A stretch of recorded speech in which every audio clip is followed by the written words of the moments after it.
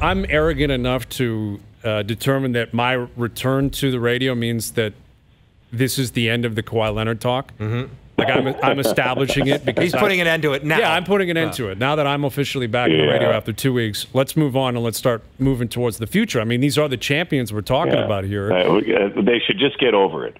No more Kawhiing. Dude, it's not easy to do. I mean, we know that, and now there are reports out there that maybe his camp and Uncle Dennis were asking for some extracurriculars on the side.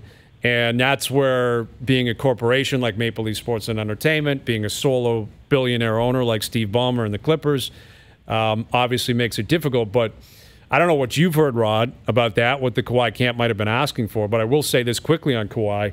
If those rumors are out there and there is a belief that maybe something shady took place, it is imperative that the NBA investigates, because if they don't, they might as well just admit that it's the Wild West. You can tamper, you can pay guys on the side, because if that's what's happened here, where the Clippers were effectively tampering with Kawhi Leonard all year anyway, and now maybe they were paying his uncle off on the side or whatever, if there's any sniff of that happening, they better get to the bottom of it. Yeah, I don't know. I mean, geez, it almost sounds like the NCAA. Holy cow, but I'm not sure. I mean, that's out there. There's going to be, especially with social media, there's going to be allegations and conspiracy theories forever.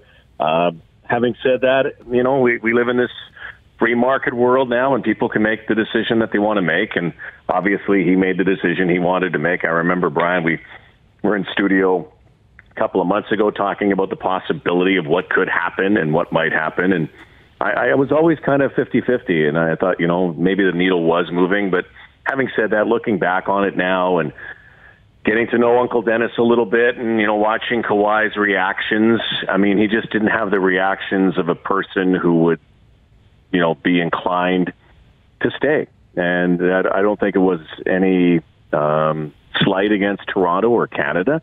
I just think it was his love affair with, going where he wanted to go. But I think what we're learning, too, is that killer Kawhi Leonard mentality that we talked about so often as a basketball player, I think exists as a businessman as well, and his brand, and maybe that sense of entitlement. And I think, guess what? That is the Wild West. That's just not the Wild West. That's the Wild East and West. That's kind of the state of professional sports, especially the NBA, where money talks and the rest walk. Yeah, apparently is that quiet assassin forcing other teams to make moves and everything else. But I will say this. Yes, he can go wherever he wants and no one has any problem with it at all. But there are rules in the CBA that govern the transactions. And if they are being violated, then I would imagine they'd want to take a closer look. Man, Johnny, you're a smart dude when it comes to business and all of that. And you've been part of collective bargaining agreements before, and you understand. I mean, why do you have a collective bargaining agreement? Exactly. If the collective bargaining agreement is going to be collectively bargained through the players by themselves. I mean, beyond this, I think it's tampering as well when players call players. So an owner, let's just get through this, or an owner or a general manager cannot talk to a player, but a player can talk to a player, and they can say, hey, nudge, nudge, wink, wink. Let's get together and play. I mean, we're learning that a lot about the Kevin Durant saga. But the problem with that, Rod, though, is players are going to talk, and the players may want that. And the difference in the NBA is that they can kind of force that to happen, but they don't really have the authority to make that happen. Listen, Doc Rivers got fined $50,000 for saying Kawhi Leonard was a good player. Meanwhile, you got Steve Ballmer chasing the Raptors all over the country during the entire season. There's a disconnect there that seems. And this is not spilt milk. I don't he can go wherever he wants, but if there are rules, you might as well enforce them. If you're not going to enforce them, don't bother having them. They're not, though. That's the point. They have not enforced them.